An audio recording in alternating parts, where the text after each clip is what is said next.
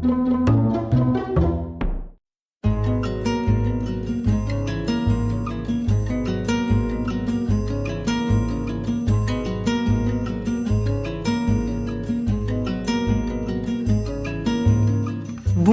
à tous nos auditeurs et bienvenue dans les coups de cœur de la machine à lire en compagnie d'Hélène Desligneris. Bonjour Hélène. Bonjour. Alors aujourd'hui vous venez avec Aska de John Kalman Stephenson. Qu'est-ce qui vous a plu dans ce livre ?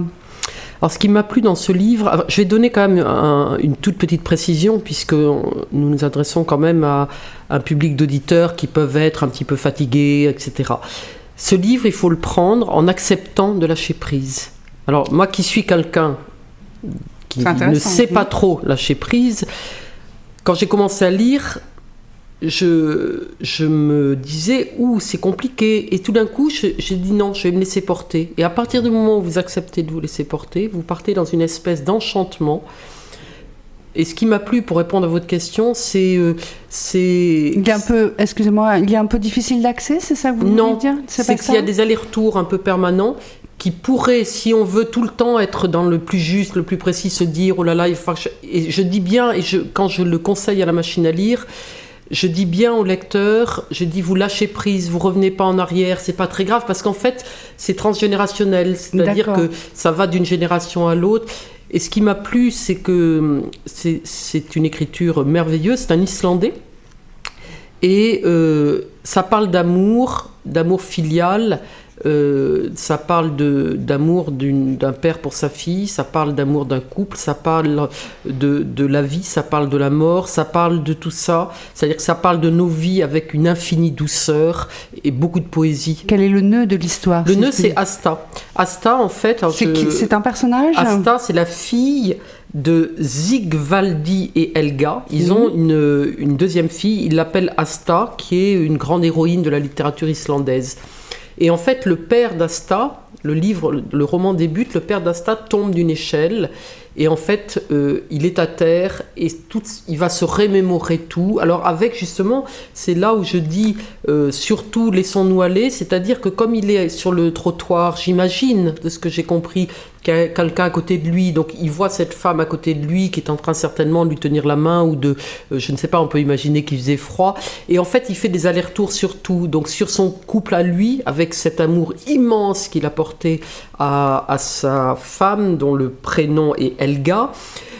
Ensuite, cette deuxième fille, Asta, elle a vécu sa vie, elle s'est éloignée de ses parents, elle est revenue, elle-même a connu un grand amour, donc on parle aussi de la vie d'Asta. Voilà, c'est tout ce mélange autour de ce personnage central qu'est Asta et tous ces allers-retours dans sa vie. J'espère toujours que je décourage pas les gens en disant les choses comme elles sont, mais je dis lâchez prise et vous embarquez dans une aventure magnifique. C'est ce que j'ai d'ailleurs mis à la machine à lire sur le bandeau. J'ai dit il faut juste accepter de lâcher et après on se laisse emporter par la beauté de l'écriture. Puis c'est quand même l'Islande, c'est un pays ça dépayse, dans lequel je rêve d'aller mais que je ne connais pas, et donc c'est un autre monde, c'est un monde dans lequel il fait froid, c'est un monde et je trouve toujours intéressant de voyager comme ça. Et de partir dans un autre monde. Et de partir dans un autre monde. Des découvertes. Est-ce que vous avez un personnage préféré dans ce roman ? Je crois que c'est Sigvaldi, c'est les narrateurs. Parce que je crois que... c'est le père, c'est celui qui tombe de l'échelle, c'est celui qui tombe de l'échelle.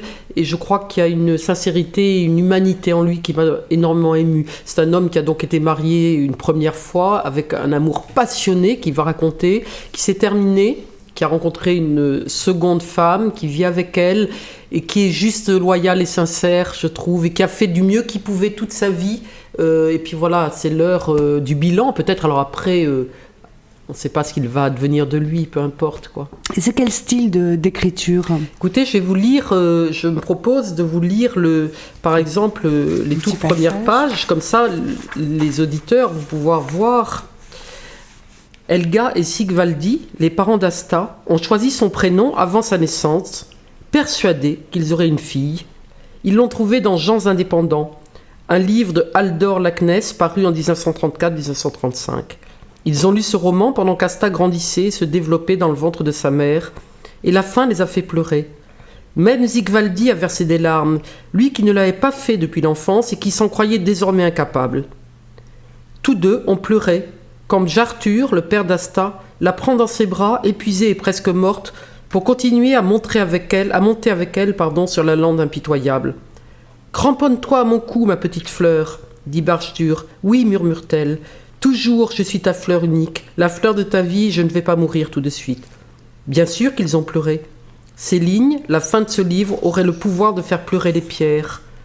On serait toutefois tenté de se demander si ce n'est pas par insolence qu'ils lui ont donné le prénom d'un personnage de roman, certes très séduisant, mais qui a vécu et péri dans l'ombre de son père, où peu de choses prospéraient, en dehors de l'obstination, du malheur et de la cruauté qu'engendre parfois l'incapacité qu'ont certains êtres de se mettre à la place d'autrui. Voilà, vous voyez, c'est un style assez limpide, ce sont des phrases que je trouve assez faciles. C'est aussi peut-être ce qui m'a plu, c'est un livre qui est épais, qui fait plus de 400 pages, c'est que comme le style est très limpide, il se lit très facilement. Moi, je l'ai ouvert et je ne l'ai fermé que vous n'avez pas arrêté. J'ai pas arrêté. Voilà. J'avais qu'une hâte, c'était pendant mes vacances, voilà. c'est-à-dire de pouvoir le reprendre. Je me posais dans un café, je reprenais, enfin ce qui était vraiment difficile pour mon environnement. Voilà. Donc Aska de John Kalman Stephenson. C'est voilà. C'est Asta. Asta, pardon. Avec un T. Non, mais vous voyez, c'est l'islandais. Il y a des prénoms qui sont compliqués. Moi-même, je suis toujours obligée, je suis incapable de prononcer le prénom du père correctement, donc ne vous inquiétez pas. Mais le titre du livre, c'est bien Asta. Et c'est un livre qui est déjà dans des prix et Stephenson est un grand auteur islandais. Amour filial et douceur, sincérité, vérité, un roman de John Kalman Stephenson, Asta, donc que vous pouvez trouver à la Machine à lire, place du Parlement à Bordeaux, que vous pouvez commander aussi sur www.lamachinealire.com. On vous dit à très bientôt pour les nouveaux coups de cœur d'Hélène. Merci Hélène, au revoir. Merci à vous.